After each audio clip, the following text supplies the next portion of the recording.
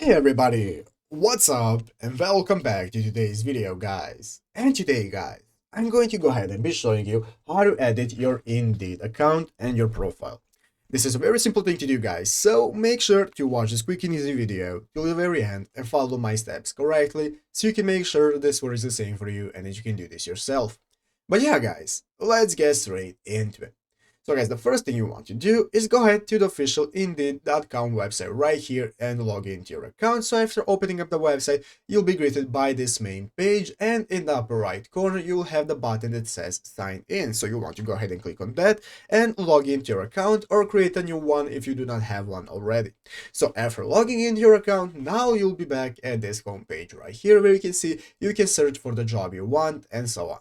So now let's go ahead and see how to edit our profile. Well guys, the first thing we need to do is go ahead and click on our profile icon right here in the upper right corner. Click on the profile icon, and this is now going to go ahead and open up this new menu with options, and you want to go ahead and select the first one right here that says profile.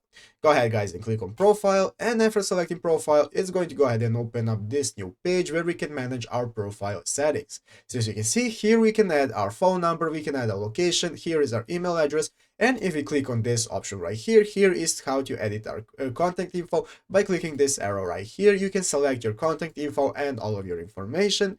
And if you go back to the profile page, you have more options to edit. You can choose your qualifications, edit what kind of qualifications you have, what kind of job preferences, and so on. And here you can go ahead and edit your resume or add one if you do not have one already.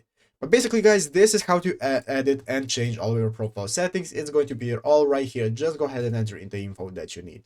But yeah guys, basically that is it how to do it. So I hope this video was helpful. If it was, make sure to leave a like, subscribe to the channel. So guys, thanks for watching, take care, and bye.